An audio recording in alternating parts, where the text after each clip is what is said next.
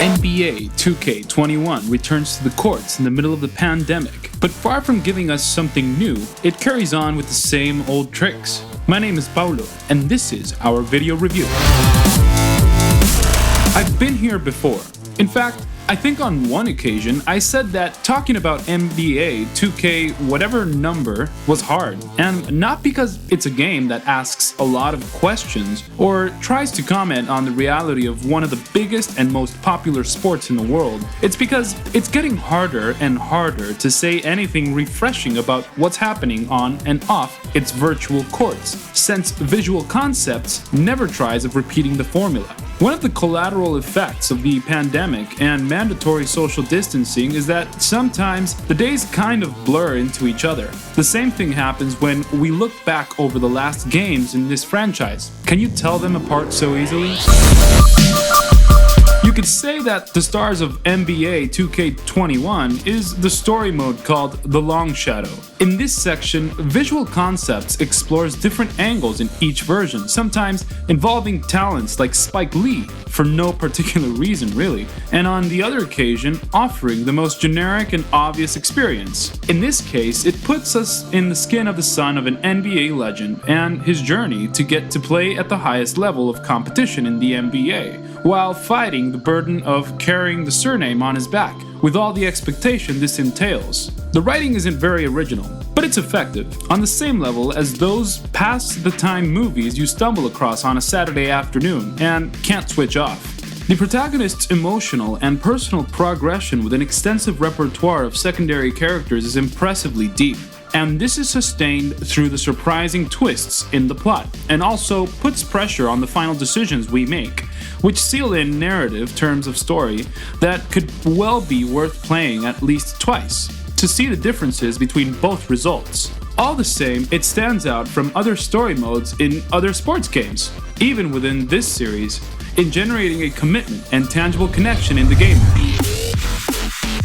But it's a pity they didn't put the same effort into the rest of the sections that make up this NBA 2K21, as it's precisely because of this that even with a good story mode, the general sensation we're left with is that we've been playing the same game for the last 4 years.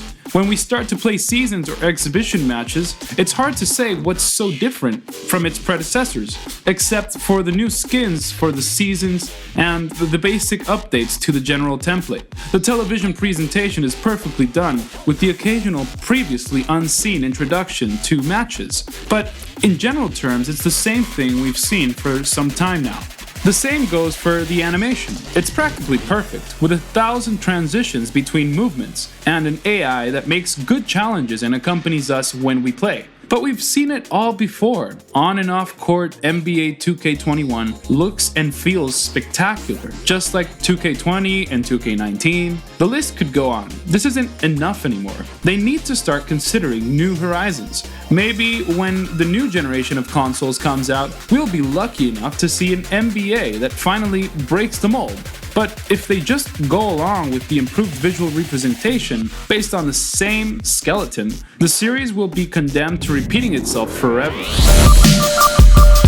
Where Visual Concepts has tried to innovate is in how we throw the ball at the hoop, by modifying the loading bar and the return of the right stick, which is known as Pro Stick.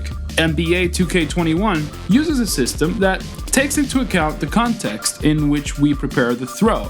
It no longer just considers how good the player is who's throwing at statistical level, of course, but it's also influenced by the speed we're going at, the distance, the mark, and more. That is, you can't just throw any old how anymore, but rather you have to take a lot of factors into consideration, as well as skill with the stick. Their intentions are good because this generates what a lot of people call a skill gap, a feature that sets apart the casual player from a competitive level player. But the result is an experience of inconsistent throws. That means even the best players in the game miss systematically for no apparent reason. The issue affects the experience so much that it has literally split the community that plays it in two. to the extent that Visual Concepts has patched NBA 2K21 to find the sweet spot between the new system and what the fans want. I tend to be dubious of this kind of group demands, but in this case, they're right. It's an unsufferable system. I'm sure that a little more work in covering up the microtransactions would have been welcome, but no. NBA 2K21 continues to be quite vulgar in how it offers them to us and, above all, in how dependent it is on them. Although they've ruled out the presentation of betting houses that were in the previous one, the need to pay money is still there, unless we want to grind eternally through repetitive, boring tasks to win a couple of packs and improve the team. For the second consecutive time, the female basketball league, the WNBA, is introduced, but it's a shame it isn't included in the Long Shadow mode, which focuses on the male protagonist. This is an example of how Visual Concepts keeps taking half steps without looking for a specific direction. And don't get me wrong, NBA 2K21 continues to be the best in terms of simulation and production values you can find in the sports genre, but it's true that this is no longer enough to make it essential. In fact, if you've already got 2K19 or 2K20, I'd recommend you stick with them, unless you're into competing online and always want to be up to date. The series has been stagnating for years and can't find its way. We can only hope that the new generations will bring something that will make them embrace a deep change. Personally, I see Visual Concepts so enamored with this formula that I doubt it very much. Time will tell. For all this, NBA 2K21 gets a score of 7.5.